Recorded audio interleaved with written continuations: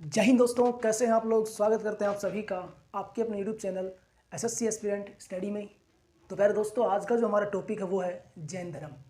जैसा कि आप सभी ने देख ही लिया होगा ब्लैक बोर्ड पे, आज का हमारा टॉपिक क्या है, जैन धर्म। तो जैन धर्म हम कंप्लीट पढ़ने वाले हैं इस वीडियो में। तो सबसे पहले जो जैन धर्म के तीर्थंकर थे वो कौन थे, ऋषभ। कौन थे सबसे पहले तीर्थंकर, वो थे ऋषभ। उसके बाद में प्यारे दोस्तों 23वें तीर्थंकर थे वो थे पार्श्वनाथ। जो 23वें तीर्थंकर थे जैन धर्म के वो कौन थे, पार्श्वनाथ। और जो 24वें और अंतिम तीर्थंकर थे जैन धर्म के वो कौन थे, वो थे हमारे महावीर। कौन थे प्यारे दोस्तों, महावीर। और जो बीच में क्रम है ये ज़्यादा इतनी इंपॉर्टेंट नहीं है, आप नॉर्मली इन्हें याद रख सकते हो।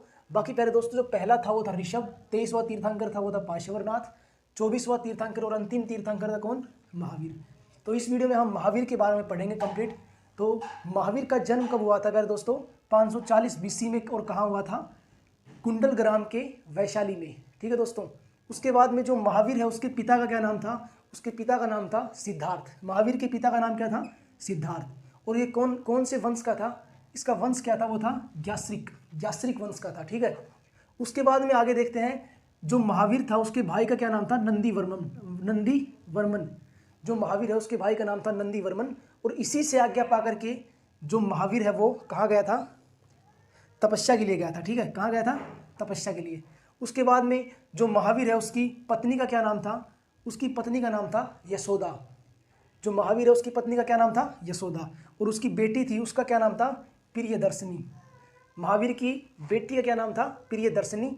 और जो इसकी ये प्रियदर्शनी है इसके पति का क्या नाम था, इसके पति का नाम था जमाली। ठीक है दोस्तों, इसके पति का क्या नाम था, जमाली। वो कितनी थी, 30 वर्ष थी जब उसको ज्ञान की प्राप्ति हुई थी। और 12 वर्ष की कठोर तपस्या के बाद उसे ज्ञान की प्राप्ति हुई थी। ठीक है दोस्तों, आगे देखते हैं।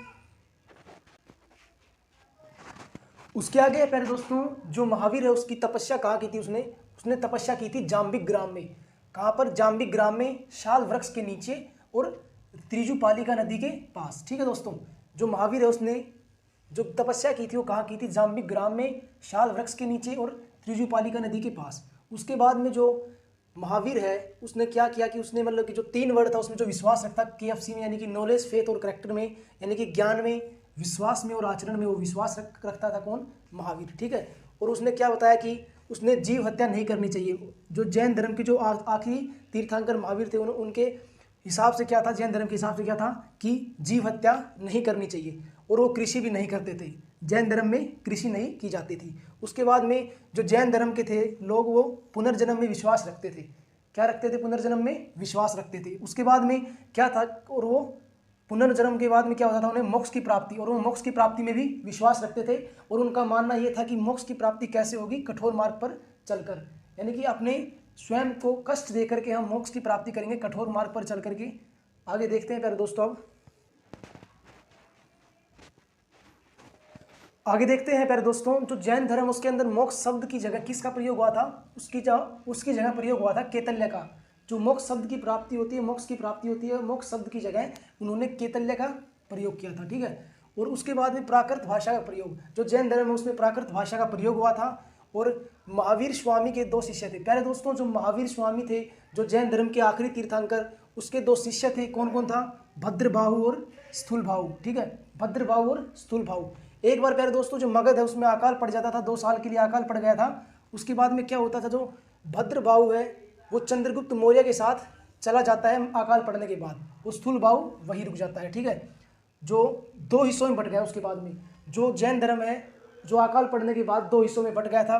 पहला था श्वेतांबर, दूसरा था दिगंबर। जो श्वेतांबर था वो कौन था, जो स्थूलबाहु का नेतृत्व कर रहा था। और जो दिगंबर था वो कौन था, भद्रबाहु। ठीक है दोस्तों, जो भद्रबाहु था वो, श्वेतांबर होता है जो वस्त्र पहनते हैं और दिगंबर जो वस्त्र नहीं पहनते हैं। जैन धर्म 2 हिस्सों में बट गया था, एक था श्वेतांबर और दूसरा था दिगंबर। श्वेतांबर जो सफेद वस्त्र पहनते थे और जो दिगंबर था पहनते थे। ठीक है, उसके बाद में जो वस्त्र नहीं पहनते थे।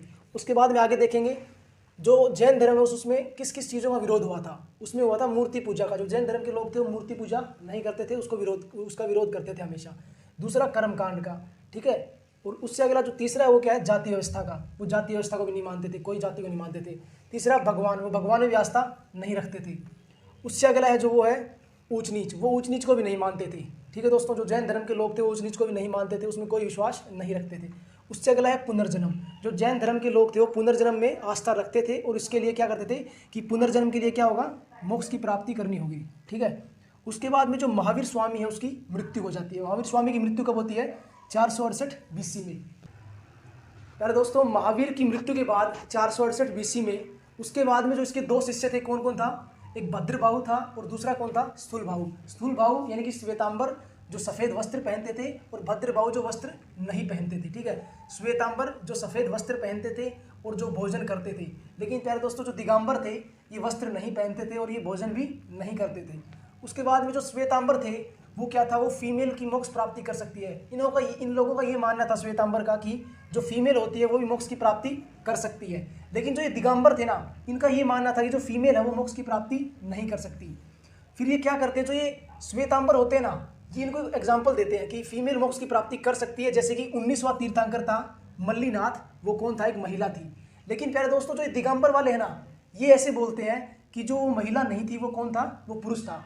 इसके कारण क्या होता है, तो ये जैन धर्म होता है ना, इसके अंदर इन लोगों के आपसी जो आचार विचार है वो मिलने बंद हो जाते हैं और पाता है। इसके कारण जो जैन धर्म है उसका ज़्यादा प्रचार नहीं हो पाया। ठीक है दोस्तों, तो प्यारे दोस्तों आज के लिए इतना ही। वीडियो कैसी लगी, वीडियो अच्छी लगी तो वीडियो को लाइक करें, चैनल को सब्सक्राइब करें। जय हिंद, जय भारत।